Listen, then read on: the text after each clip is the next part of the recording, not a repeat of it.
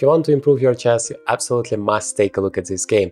97.9% accuracy and 3,350 rating performance of this game according to chess.com. My opponent also played incredibly strong 3,000 rating, even though he made a blunder at one point. So yeah, definitely that's gonna be instructive for you. Let me show you, walk you through it and explain you my ideas along the way. I played as black this game, and it started with a Philidor defense, my favorite opening against e4. And my opponent played, like, this is a main line here, my opponent played g4, sacrificing the pawn. That is a very well-known gambit in this opening. The point is he's sacrificing the pawn to gain 2 tempi because the knight is going back and forth. Now the rook is very active along the g file, bishop e7 wouldn't be possible, and that is kind of the main move for black to develop the bishop. And now after bishop to c4, knight g5 is a huge threat, because then the f7 pawn is going to be lost, and so is the game.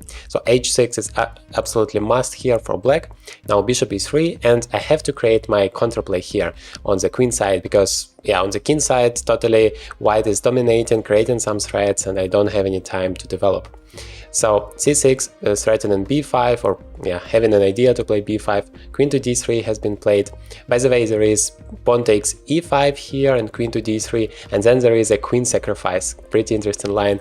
Bishop takes f7, I just take it on f7, knight takes e5, and then I take it on e5, sacrificing my queen, then knight to f3, fork, king goes to d1, the only move, knight takes g1, threatening bishop g4, and so black is better here despite being a queen down. Back to the game, instead of taking on e5, my opponent played queen to d3 immediately, so I played b5, bishop b3, and queen to a5, here pinning the knight. And pawn takes now, pawn takes and castle. So white is trying to be as active as possible here. At some point some sacrifices might be possible. The rook is also preventing this bishop from being developed. So black is trying to make the long castle and yeah, make sure that the king is more or less secure. So I'm playing here bishop to a6. The bishop is also very active, threatening b4 with a discover attack. So knights to d2. Now after b4 there would be some knight c4, bishop c4 ideas, so I'm just making the long castles. But the drawback is of course that the f7 pawn is not protected, so bishop takes f7 has been played. Now b4. And yes, there are a lot of ways to deal with it. For white played knight to b3, attacking the queen, but I still took it.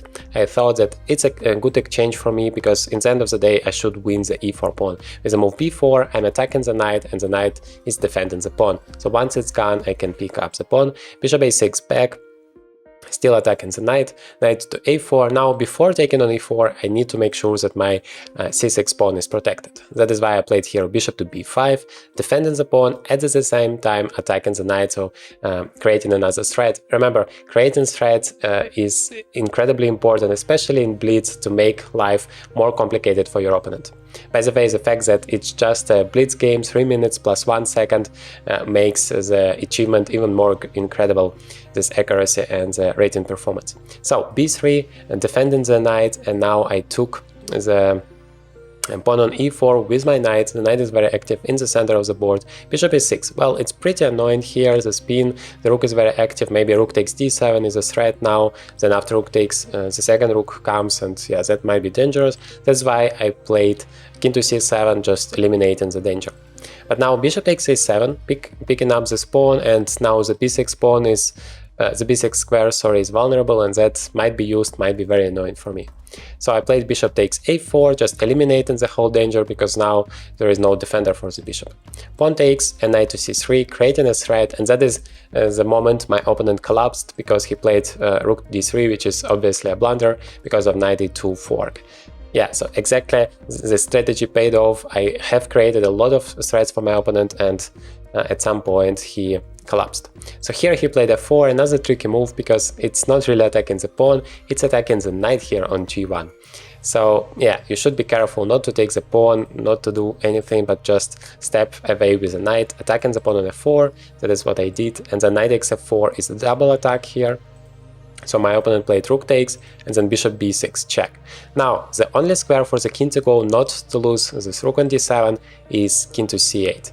And now there is a pin, but the problem for white is there is no good square for this bishop to go, because, well, bishop f5 has been played, and now g6. I'm attacking the bishop it's important for me to attack it and push it away out of the diagonal, because otherwise knight takes e5 and yeah, the whole rook could be picked up. But now g6, I'm attacking it. If bishop g4, then h5, so that is why my opponent took the rook on d7, king takes and knight takes e5, but now I'm a whole rook up, so that's a huge advantage. All I need is to finish my development. Remember, it doesn't matter how many extra pieces you have, if you don't use it, it's not helping you at all. So now bishop g7, giving a check, activating the bishop, and afterwards rook to c8, finishing my development. Now all of the pieces are active, and that is why I immediately win in here.